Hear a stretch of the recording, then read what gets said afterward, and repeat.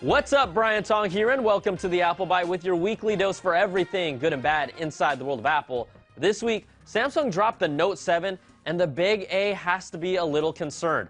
Now, Apple won't have an OLED screen until the rumored 2017 timetable, and don't expect it to have HDR tech plus iris scanning. That's rumored in 2018.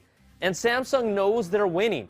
They ripped on Apple for charging $99 for the Apple Pencil, while their S Pen comes with the Note 7, but you know they're really feeling themselves after this dig. Do you want to know what else it comes with?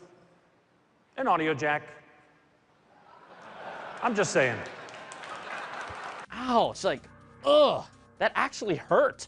But one thing Apple can be happy about, at least their employees make a lot more noise when a new product is introduced. It is my pleasure to introduce the Samsung Galaxy Note 7.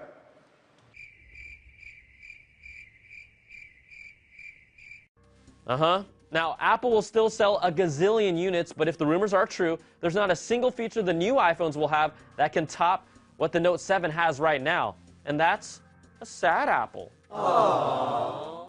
All right, Apple has released the 4th beta to developers for all of its upcoming software platforms, including iOS 10, tvOS, watchOS Trace, and yes, Mac OS Sierra. But the big buzz from the updates comes out of iOS 10's 4th beta and the over 100 new emojis they've added to the mix with more diverse options, female versions of athletes, a rainbow flag for LGBTQ pride, and the gun emoji now looks like a safe green water gun. Unfortunately, redheads are still missing, a marginalized and misrepresented group in the world of emojis. And to offer my support for them, I created my own emoji for all you redheads. Hashtag redhead emojis matter. Now, Apple put out a new TV ad positioning Apple's iPad Pro as a computer. Just when you think you know what a computer is. And sure, it's a type of computer, and you all know I have a huge man crush on my iPad Pro. It's my favorite Apple product in a long time.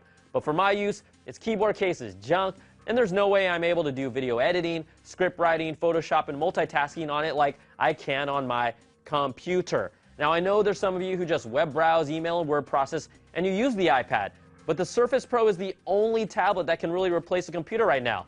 Hey, Apple, get on working on a hybrid OS, and then we can talk. And the iPad is still a media consumption device for me, and it's not replacing a computer anytime soon.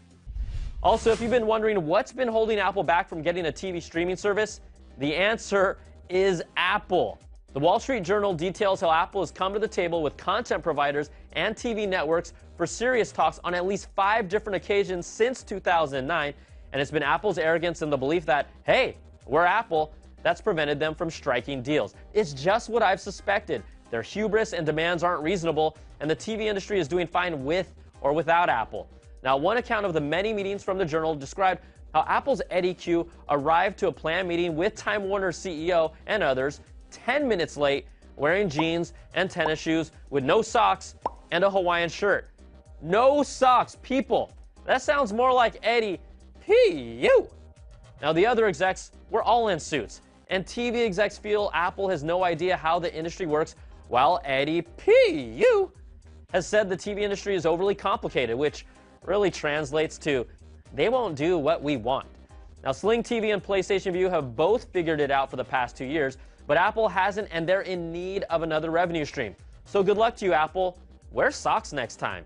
And you even made iPad Nano socks a long time ago, so wear those. All right, rumors still point to the next Apple Watch to be announced and released this year. It might even show up at the September event. Digitimes reports the 2nd-gen Apple Watch will feature a one-glass solution display instead of the current glass-on-glass technology. Now, the new tech would eliminate one layer of glass from the display and could allow Apple to save a small amount of internal space while also reducing the weight of the watch. So we'll keep a watch on this. Now, Tim Cook also announced on Twitter that July was a record-breaking month for the App Store with the highest ever monthly billings and money paid to developers.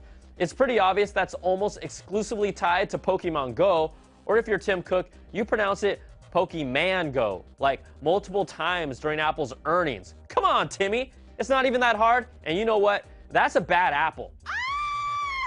And try not to fall directly on your iPhone, everybody. A Sydney bicycle rider was severely burnt when his iPhone exploded in his back pocket after he fell off his bike and landed where the iPhone was. Now, warning, this might be a little graphic for some of you, so I'll give you a few seconds to close your eyes. All right, 1, 2, okay, here it is.